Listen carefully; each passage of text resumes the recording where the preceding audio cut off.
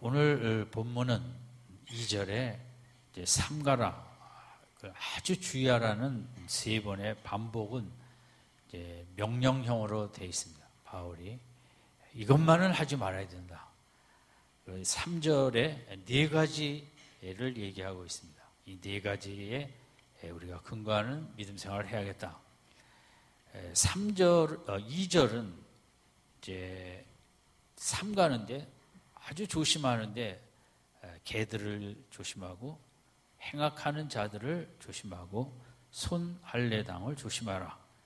이 세 묘사는 세 다른 그룹이 있는 것이 아니라 대상은 하나인데 한 대상에 대해서 개들이라고 또 행악하는 자들이라고 손할례당이라고 바울이 이제 말했습니다.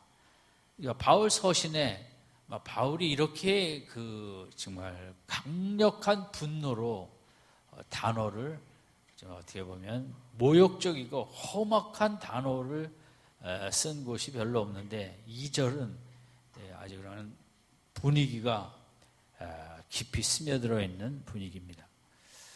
그러니까 이 사람들이 누구냐 하면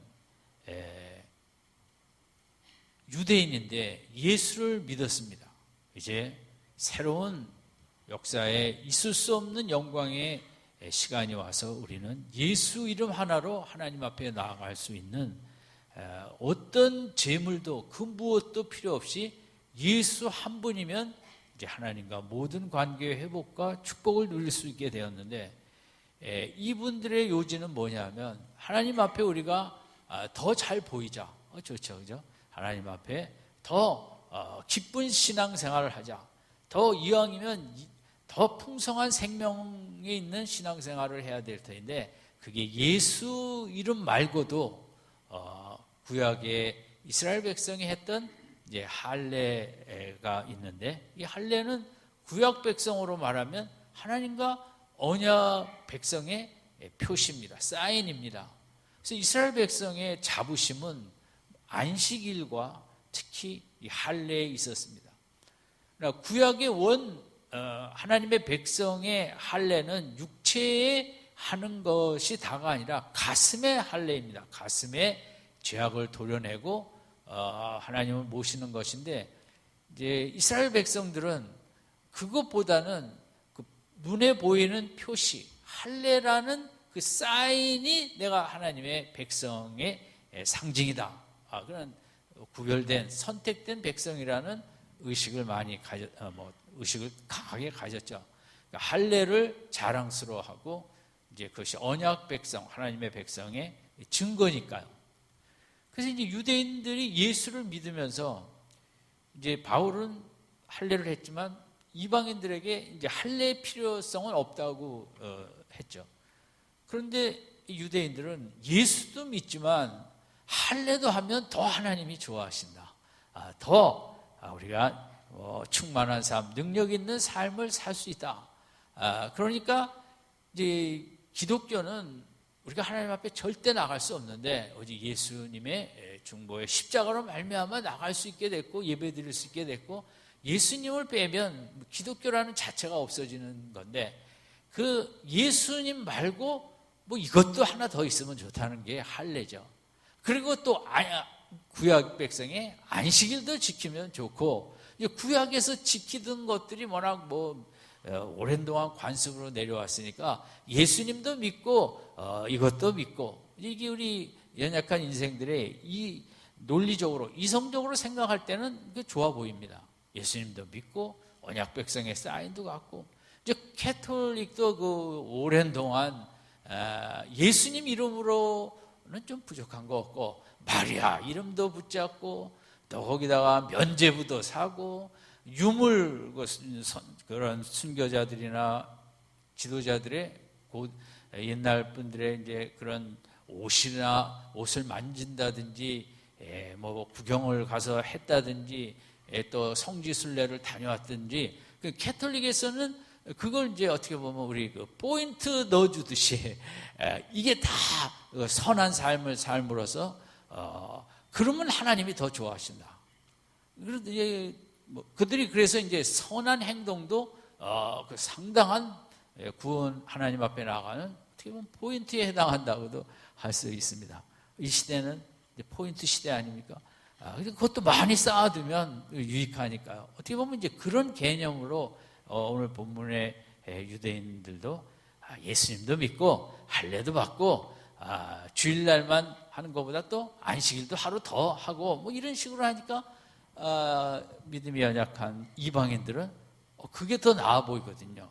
왜냐하면 내가 하나님의 백성이라는 그 사인이 우리는 가슴에 있습니다. 믿음으로. 믿음이 사인인데 그 믿음을 어떻게 보여줄 수 없잖아요. 국회의원 배지처럼 여기 뭐 믿음이라는 배지를 달고 다니는 것도 아니고, 그러면 할례를 하면 오히려 나는 하나님의 백성이라는 우리는 이제 눈에 보이는 증거를 인간은 더 좋아하니까 많은 사람들이 거기에 흔들리고 또 넘어가기도 했던 것입니다.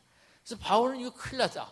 3장 1절에 주 안에서 예수 안에 기쁨이 있는데 예수 말고 다른 곳에도 기쁨을 찾는 이제 이런 사람들을 향하여 강력하게 이제 비난, 책망하는 것입니다. 오늘도 우리 교회에 우리 뭐 어디 가서 무슨 훈련 받으면 좋고 뭐 하면 좋고 그런 것들이 우리 주위에 많이 있습니다. 그것들이 나쁜 것도 있지만 좋은 것도 있는 건 사실입니다. 그러나 그 문제점도 있는 것입니다. 되게 무슨 훈련 받으면 어떤 자기 생각에 자기는 남보다 더 믿음이 좋다고 생각하는 교만의 경향이 있습니다. 그래서 훈련이라는 게 조금 더 지식적으로 알게 된 것을 자기 영성이라고 생각하는 그런 이제 폐단도 있어요. 그냥 교회 진짜 믿음 좋은 분들은 말없이 조용히 예배의 자리를 잘 지키다 보면 정말 말씀을 사랑하고 이러면 이제 신앙이 아주 점진적으로 자라납니다. 신앙은 뭐 훈련 한번 받았다고 뭐 이렇게 올라가는 게 아니거든요. 그렇게 받았다고 내가 리더가 되는 것도 아니거든요. 근데 우리 주위에 이제 그런 것들이 이제 많이 있기도 합니다. 목회자도 마찬가지예요. 뭐 이렇게 하면 교회가 부흥한다. 무슨 훈련. 이제 평생에 그 훈련을 한 번도 안 갔습니다.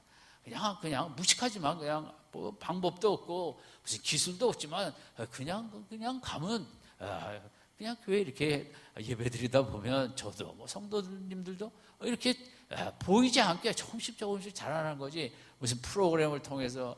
목회자들도 얼마나 그 유혹이 강한지 모릅니다. 어디서 잘 됐다 하면 뭐 그 길을 쓰고 배우다가 이제 그거 해보고 뭐 이런 거 많이 하죠. 예수님 한 분이면 족한 것이 이제 기독교의 핵심입니다.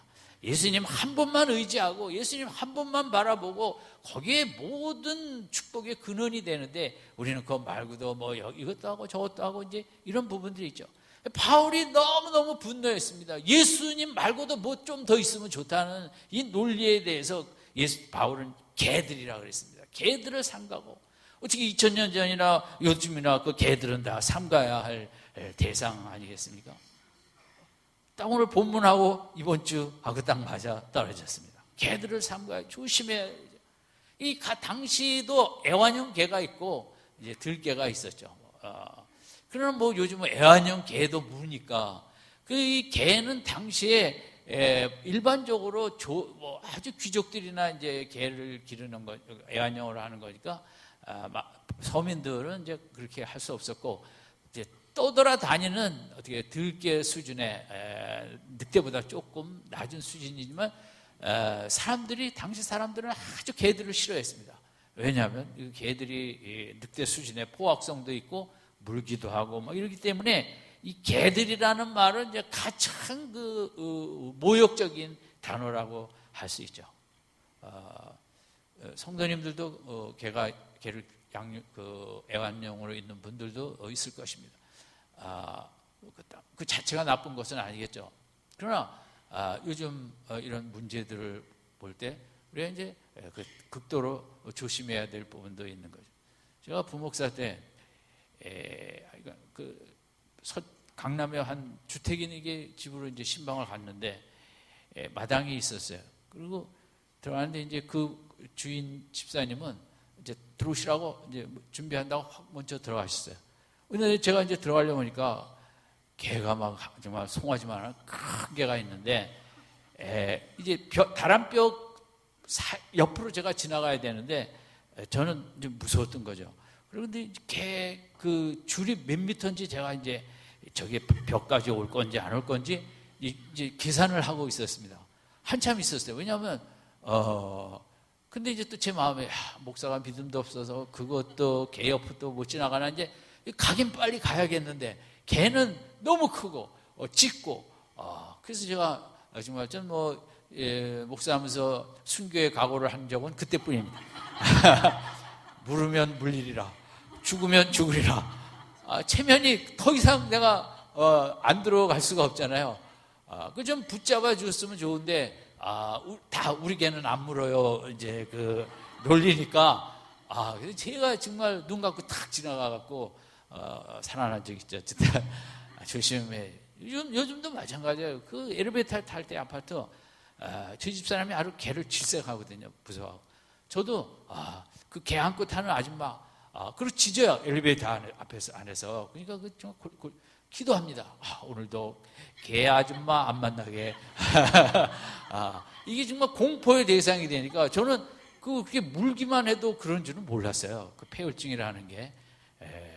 정말 성경 말씀은 어디나 다 맞다고, 개들을 삼가하고. 개들을 정말 바울이 그런 개들과 같이 나쁜 사람들이라는 거죠. 예수님을 조금이라도 깎고 예수님의 완전성, 온전성을 조금이라도 폄하하고 예수님만으로 부족하고 요거 하나 더 하면 좋다, 이런 거에 대해서 바울은 정말 있을 수 없는, 예수님이 어떤 분인데 예수님을 이런 식으로 끌고 가는가. 정말 성경에서 바울의 최고의 분노를 보는 거죠. 그리고 그들은 예수도 믿고 할례도 하고 이 사람들을 행악한다 그랬어요.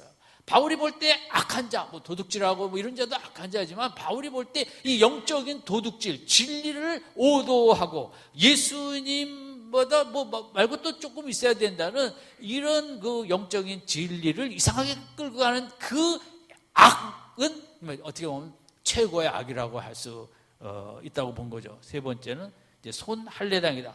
원어에는 몸을 상해하는 자다. 그러니까 바울은 이제 구약 백성의 할례를 이제 필요가 없어졌고, 오직 이제 언약 백성은 믿음으로 뿐이니까, 예수님을 믿음으로 뿐이니까, 할례당은 몸을 상해하는 자다. 그 끊어내는 건데, 그런 식으로까지 바울은 이제 상당히 이제 분노를 하게 된 거죠. 그래서 삼가라는 명령어예요. 1절의 기쁨을 빼앗아가는 자죠. 예수 안에 기쁨이 충만한데 할례의 기쁨을 통해서 그 기쁨을 이렇게 빼앗아가는 거예요. 그러다 보면 사람이 주 안의 기쁨보다 할례의 기쁨 쪽으로 가게 되거든요. 그래서 이 신앙생활이라는 게 늘 그 어려움이 있습니다. 1절을 하려고 하는데 주위에서 옛날에 방언을 받아야 된다. 그 방언은 받으나 안 받으나 그 별 저것도 아니지만 그런 걸 통해서 예수 안의 기쁨을 그 방언의 기쁨으로, 제가 신학교 다닐 때 또 방언으로 찬송을 해야 된다. 제가 아주 스트레스가 됐습니다. 방언 찬송을 해야 되는데 정말 산에 가면 그렇게 방언 찬송을 잘하는 분들이 너무 많은 거예요. 저도 해보려고 했지만 잘 안 되고, 이게 주 안의 기쁨이 아니라 이상한 체험의 기쁨, 기쁨을 빼앗는 그 영적인 세력들이 이제 우리 주위에 있는 거죠. 바울이 이 말씀은 오늘 우리에게도 해당되는 거죠. 풍성한 신앙생활 하려면 이거 하나 더 해야 된다, 이 논리에 쏙지 마시고, 교회생활 꾸준히 잘하면 된다. 아멘. 예배 자리를 늘 지키다 보면 큰 은혜 받는다. 아멘.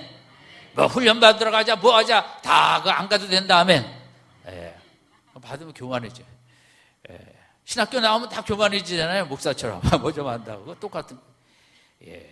어쨌든 이제 바울이 보는 인류 역사는 이제 신학자들도 그러고 성경의 제일 중요한 두 장을 창세기 1장과 로마서 8장으로 여깁니다.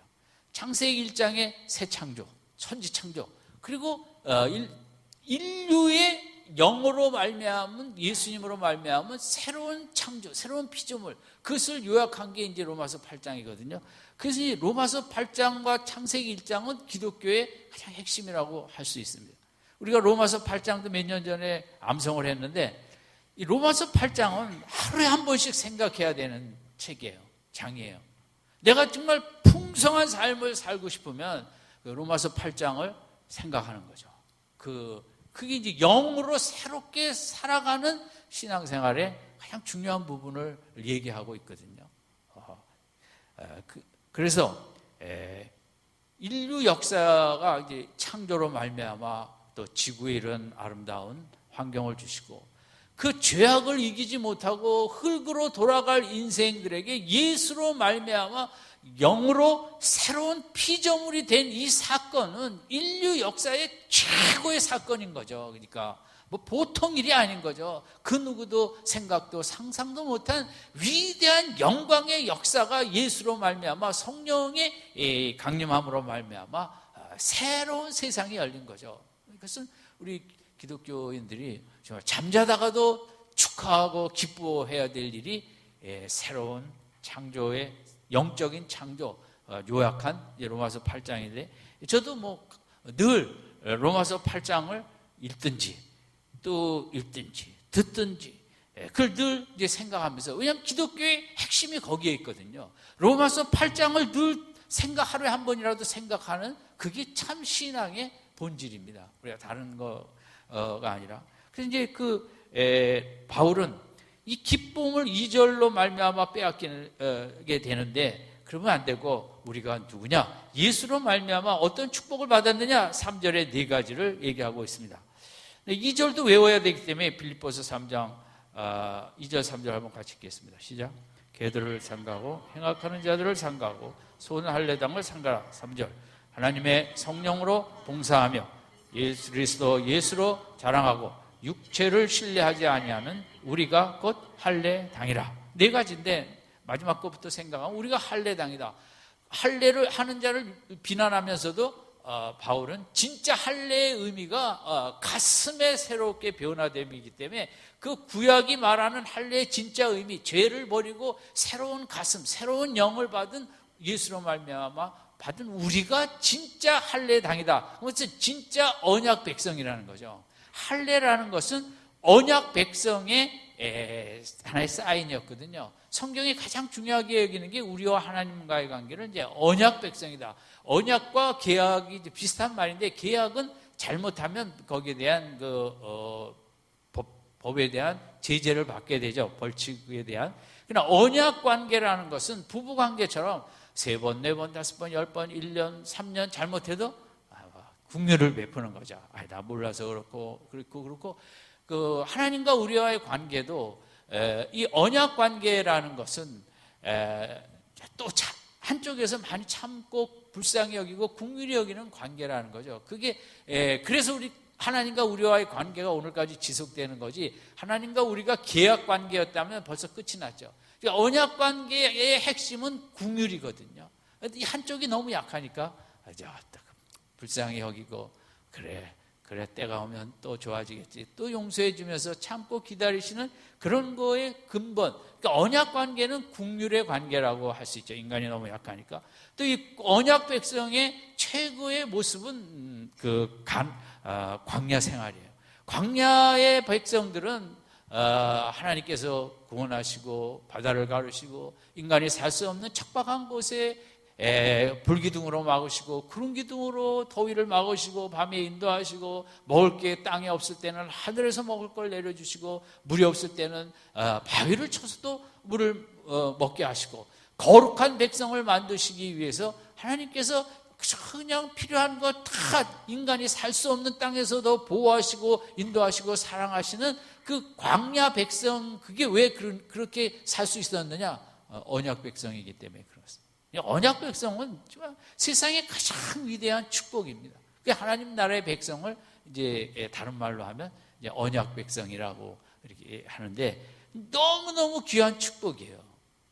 우리가 인생이 광야 같은데 하나님 나를 어떻게 할 것인가, 인도하실 것인가, 출애굽기를 보면 다 나와 있어요. 하나님은 우리를 거룩한 백성 만드시고자 때로 목마른 데도 가게 하시고 뭐 이런 데도 가게 하시지만 다 필요한 거 채우시면서 40년 동안 병도 안 걸리고 의복도 해야지 않을 정도로 하나님의 언약 백성에 대한 그 책임, 그 축복은 정말 대단한 것이거든요. 결국 나라 문제 아닙니까? 오늘 우리가 좋은 나라에 속하기를 원하고 나라가 약하니까 여러 가지 근심과 걱정이 많은 것처럼 세상 모든 나라들이 다 그렇죠. 정말 이 하나님 나라, 언약 백성, 하나님의 백성은 우리가 두려워하고 근심할 것이 없는 것이, 이 나라는 하나님이, 예수님이 통치하시고 주관하시기 때문에, 여러분 이 한 주간도 우리가 어떤 마음으로 내가 누구냐? 내가 하나님의 언약 백성이다. 광야처럼 하나님이 내 인생을 이끄신다. 하나님이 책임지신다. 나를 더 거룩하게 만들기 위해서 이 모양 저 모양으로 단련시키면서 이끄신다. 두려울 거 하나도 없다. 근심 염려할 거 하나도 없다. 언약 백성으로서 담대하게 나갈 때 하나님이 길을 여실 것이다. 아멘. 예. 근데 그런 언약 백성을 우리가 어떻게 됐냐는 거죠. 바울의 연점은 예수님 때문에 됐다는 거예요. 예수 믿어갖고. 이 신약의 최고의 비밀 중에 비밀은 그런 축복을 로마서 4장에 있는 대로 믿음 하나 갖고 우리가 그 자리에 들어갔다는 거죠. 그런 믿음의 위대함은 이 기독교에서는 말할 수 없는 거죠. 예수 하나 믿었더니 우리가 이렇게 정말 귀한 언약 백성이 됐다. 그런데 그 예수가 부족하다고 2절에 이 사람들처럼 뭐 할례를 받고 뭐 안식일도 지키고 이게 있을 수 없다는 거죠. 여러분, 우리가 누구한테 은혜를 받으면 우리가 정말 감사하고 기뻐하지 않습니까? 기독교는 뭡니까? 내가 한 게 하나도 없는데 예수님이 다 하셨기 때문에 내가 그런 귀한 백성이 되어지고 영원토록 이룰 수 있고, 도대체 우리 예수님이라는 분은 잠을 자면서도 기뻐해야 될 대상이고 감사하고 찬양해야 될 대상인 줄로 믿습니다. 그리고 두 번째는 이제 하나님의 성령으로 봉사한다. 이 봉사라는 말은 대부분 영어 성경에 이제 예배로 나와 있어요. 원어 자체가 예배로도 쓰여도 되고 섬김으로도 쓰여도 되고, 섬김이 이제 우리 번역에는 봉사로 됐어요. 이 새로운 시대가 열렸는데 예수님으로 말미암아 이 시대는 이제 우리 그 에너지의 구원, 우리 인간의 삶의 근원이 영이 됐다는 거죠. 승천하신 예수께서 보내신 성령이 우리 삶의 원동력 근원이 됐다는 거죠. 세상에 많은 사람들의 삶의 원동력은 뭐 음악도 있고 미술도 있고 과학도 있고 체육도 있고 문학도 있고 다 그 원동력이 있는데, 이 예수님이 오신 예수님으로 말미암아 이제 인류 역사의 새로운 시대가 열렸는데, 그 감성과 지성을 한꺼풀 더 깊이 들어가서 영으로, 하나님의 영이 힘이 돼갖고 영이 역사하면서 우리를 이끌고 가는 이제 새로운 시대가 열렸다는 거죠. 그러면 그 하나님의 영으로, 소생전 2장에 있는 대로 오순절에 성령이 임해서 우리가 이렇게 영으로 산다는 거거든요. 그러니까 모든 것을 어떤 사람은 문학의 관점으로, 음악의, 예술의 관점으로 보지만 이제는 우리는 예수님의 관점, 영의 관점에서 세상을 보고 해석하면서 고난이 와도 이것은 나에게 유익을 위해서다. 그럼 영이 근원인 사람은 영의 그 관점으로, 시각으로 해석을 하죠. 근데 세상은 그럴 수가 없죠. 그냥 이성과 감성의 위주에서 이제 그 사건을 해석하는데, 우리는 그 영으로 모든 것을 해석하고 살아가는 이런 이제, 그리고 삶의 모든 영역의 부분에 내 감성으로만 사는 게 아니라 그 영의 힘으로, 예수님이 소유하셨던 그 예수님의 영, 성령으로 사는 거죠. 구약에 이제 그 훌륭한 분들이 뭐 다윗이나 요셉이나 다니엘이나 뭐 히스기야나 뭐나 뭐 이런 모든 분들이 특별하게 드러났던 분들은 그런 감성과 지성뿐만 아니라 하나님이 주신 영으로 살았기 때문에 그렇게 귀한 일들을 할 수 있었던 거거든요. 구약에서는 소수의 택한 자들만 하나님의 영이 충만해서 그런 삶을 살았다면, 이제 신약에서는 예수를 믿는 자에게는 모든 사람에게 무조건 이 하나님의 영을 공급해 주셔서 지혜도 주시고 총명도 주시고 사랑도 인내도 여러 가지 열매와 모든 걸 주셔갖고 구약에 그렇게 특이했던 사람과 같은 수준의 삶을 살 수 있게 된 것이 이제 오늘 우리의 축복입니다. 그럼 이 하나님의 영, 예수의 영, 성령을 우리가 어떻게 받았는가? 우리가 공부했는가? 면죄부 사기 위해서 돈을 낸 것처럼 돈을 냈는가? 헌금으로 받았는가? 아니죠. 오직 예수님을 구세주로 믿었더니 이 영을 주시고 이 영으로 살게 하는 그런 귀한 축복을 받았다는 거죠. 예수가 안 계셨으면 성령도 없는 거거든요. 예수님이 십자가를 지셨기 때문에 우리에게 성령이 임한 거거든요. 그 예수가 없었으면 우리는 뭐 아무것도 그냥 없는 거죠. 핸델이 음악의 어머니라고 하는 얼마나 훌륭한 곡들을 많이 만들었어요. 그는 이제 독일 태생이었지만 영국으로 가서 왕의 총애도 받고 이제 그런 수상음악이라고 왕이 뱃놀이를 하면서 가면 이제 그 옆에 오케스트라 같은 부대가 같이 배를 타고 그 음악을 연주합니다. 왕께서 기분 좋게 이렇게 뱃놀이 하시라고 이제 그 음악가들은 그때 연주할 음악을 만들죠. 그래서 이제 핸델이 그 수상음악도 그건데 그렇게 그것도 우리에게 익숙하게 된 유명곡이 됐죠. 그가 50세가 넘어 당뇨도 걸리고 뇌졸중에 걸리고 그동안 하던 이런저런 음악적인 사업도 다 이렇게 안 되고 이제 정말 뭐 당시 뭐 뇌졸중 이런 게 뭐 할 수 있겠어요? 몸은 비대하고 그런데 그때 이제 아는 사람이 그 핸델의 메시아의 가사를 갖다 준 거예요. 그래서 이제 이 사람이 핸델이 그 곡을 만들면서 정말 이제 새로운 사람이 되는 거예요. 예수님의 영을 받아. 예수를 알았겠죠. 그도 뭐 중세 사람이니까 하나님을 알고 예수를 믿긴 했겠죠. 그래서 메시아를 잡고 가면서 하늘이 열리고 정말 생전 처음 음악을 통해서 느껴보지 못했던 새로운 그 환희의 세상, 그것을 체험한 후에 그런 남은 생에는 음악회든 무슨 뭘 해서 모든 돈은 다 이제 그 자선사업가 또 그런 걸만 위해서 썼다는 거죠. 그래갖고 이제 그 어떤 곳에는 뭐 그렇게 큰 파이프 오르겐을 선물하기도 하고 영을 받으니까 그 영이 주는 기쁨은 그 뭐 인류 역사의 최고의 음악가로서 음악으로 느끼던 그런 감동과 환희하고는 견딜 수가 없는 거죠. 그 예수로 말미암아 하나님의 영이 들어오니까 정말 예수 한 분으로 만족하게 되고 내가 그를 위해서 또 곡을 쓰기도 하고 어떤 자선 음악회만 하고 그 다음에는 전혀 이제 그 돈을 모으는데 쓰지 않고 다 이렇게 하는, 그래서 그 비대한 몸으로 그 이후에도 오래 살았다고 합니다. 그러니까 영이 들어오면 그 또 몸도 영향을 받는 거죠. 그러니까 정말 그런 영을 받았는데 우리가 여기서 잊지 말아야 될 것은 예수님 때문에 받게 됐다는 거죠.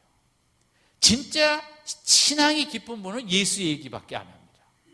교회도 좋은 교회 가면 그렇게 예수 얘기만 한다고 그래요. 뭐 성령 얘기 많이 하면 그게 은혜로운 교회겠죠. 그렇지 않죠. 성령이 충만하면 내 이유에서 예수 얘기밖에 안 하게 합니다. 성령은 다른 역사가 아닙니다. 예수님을 감사하고 찬양하고 높이는 것이 성령의 최고의 사역이거든요. 예수 한 분으로 만족하고 기뻐하고 우리 속에 이제 하나님의 영이 더 충만해서 정말 예수님만 생각하고 예수님만 기뻐하는 이렇게 하는 게 신앙의 이제 발전이라고 성장이라고 할 수 있죠. 아무쪼록 여러분 우리가 바울이 얘기하는 하나님의 성령으로 살게 됐다. 어마어마한 일이거든요. 돈으로 그런 음악으로도 살 수 없는 영으로 살 수 있는 이 축복을 예수님을 통해 받게 됐으므로 우리 예수님을 날이 갈수록 더 감사와 찬양할 수 있기 바랍니다. 세 번째는 이제 그다음에 뭐라고 썼어요? 예수로 자랑하고.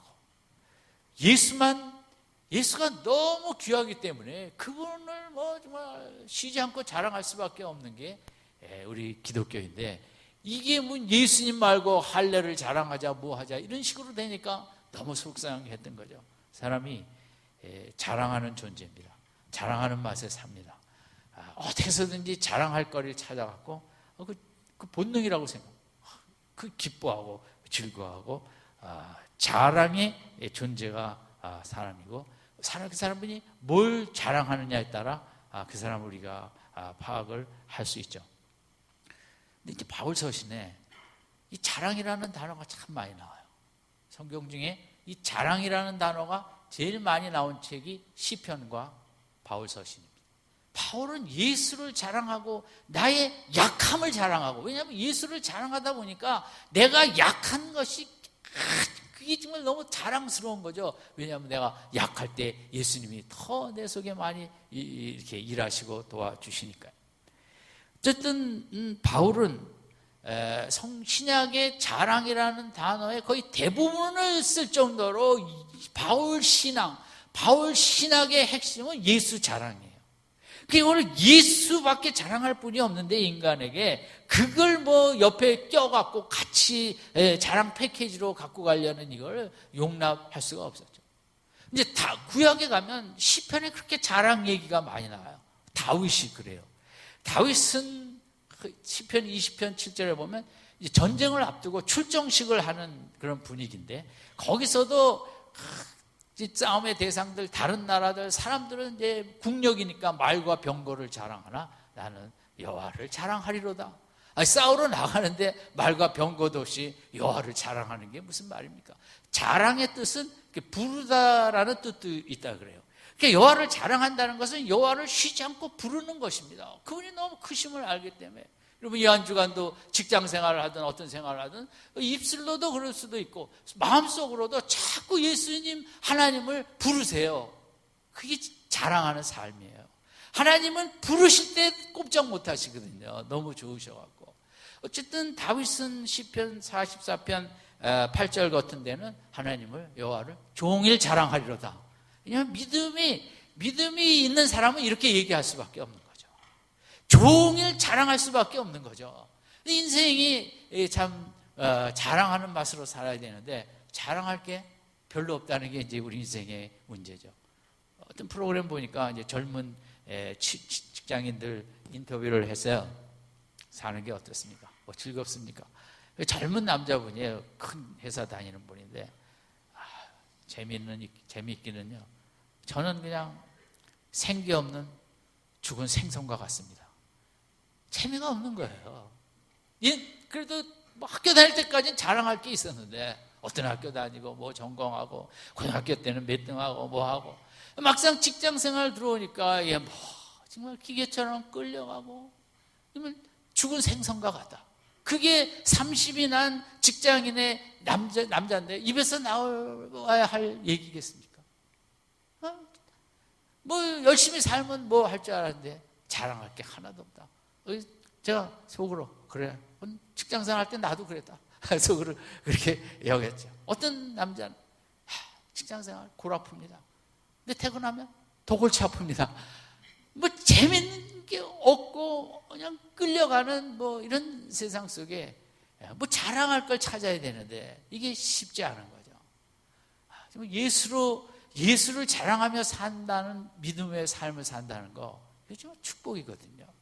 예수를 신앙생활 한다는 거는 결국 자랑한다는 거예요. 예수를, 하나님을 자랑한다는 거예요. 인간이 자랑의 본능이거든요. 그 MBN의 자연인, 그 프로그램이 지금 이제 지리산 자락 전부 앞에서 3,000명이 나도 나가게 해달라고 신청을 했답니다. 그래서 제가 이게 자연인이 꼭 자랑할 필요가 있는가? 그러니까 사람이 그렇게 자랑하고 싶은 거예요. 그 버섯 먹고 뭐 먹고. 그래서 저는 그냥 산속에 들어가서 이렇게 소박하게 이름도 없이 사랑하는 게 프로그램이 좋았는데, 전부 다 자랑하려고 나온다 하니까 이제 자연인 그만 봐야겠다. 이제 결국 자랑 프로그램이었구만. 이제 그런 생각이.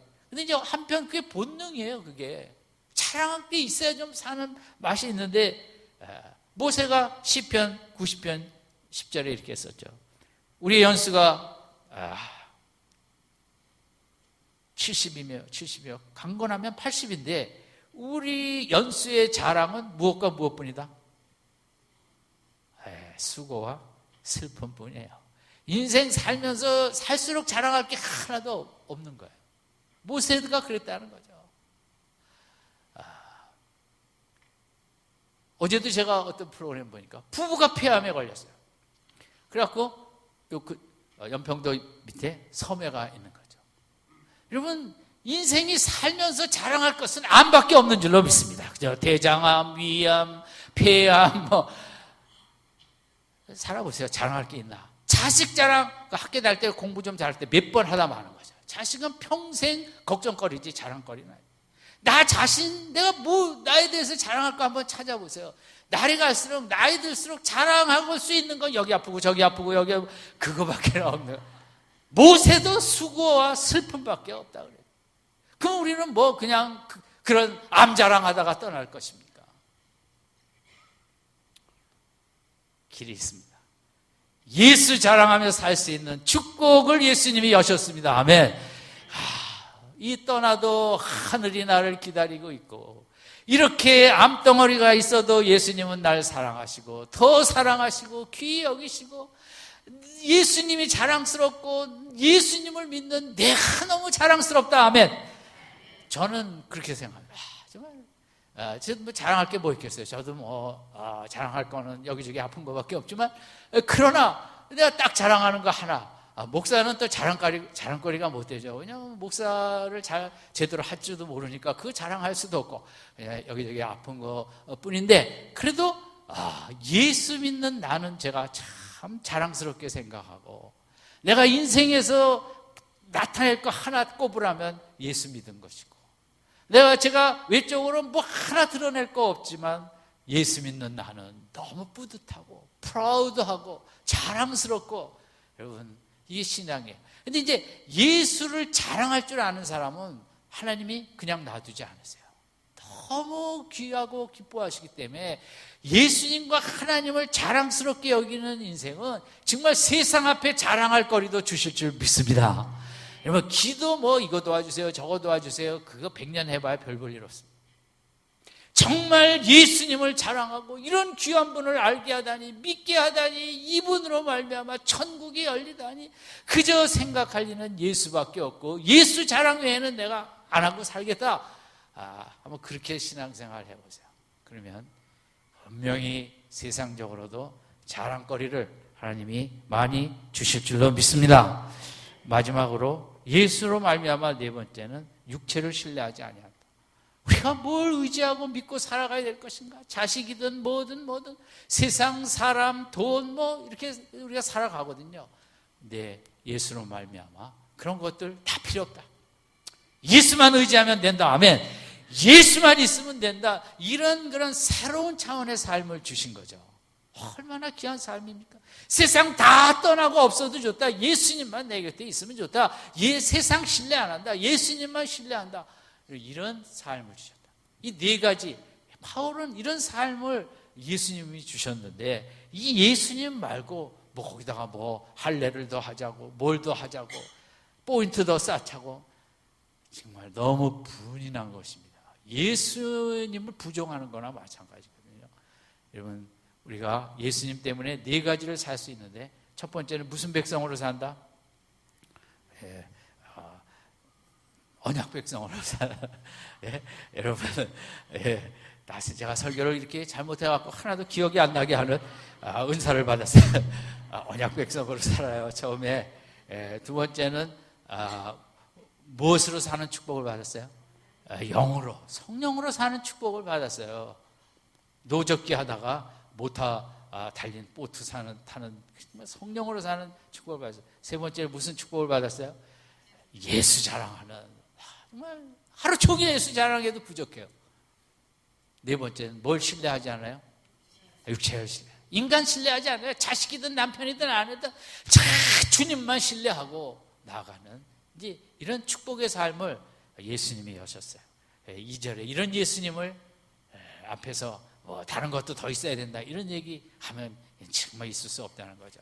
아무쪼록 우리 1절, 2절, 오늘 3절까지 했습니다. 집에 가서 다 외우세요. 이 귀한 말씀드리고 오늘 3절에 네 가지, 내가 이 축복을 꼭 붙잡고 살겠다고, 언약 백성으로 살겠다고, 이 한 주간도 성령으로 살겠다고, 아멘. 이 한 주간도 예수님만 자랑하며 살겠다고, 이 한 주간도 어떤 세상의 인생이든 뭐든 신뢰하지 않고 주님만 신뢰하며 살겠다고 다짐하고 본문의 삶으로 한 주간 승리하시고 영광스러운 삶이 되시기를 주님의 이름으로 축원드립니다. 우리 1절에서 3절까지 읽고 마치겠습니다. 시작. 너에게 쓴 것이 내게는 수고로움이었고 너희에게는 안전하니라. 상가고 행악하는 자들을 상가고 손 할례당을 상가라. 하나님의 성령으로 봉사하며 그리스도 예수를 자랑하며 육체를 신뢰하지 아니하는 우리가 곧 할례당이라. 아멘. 본문에 나타난 그 축복들이 가득한 이 한 주간 되시기를 바라며 기도합니다.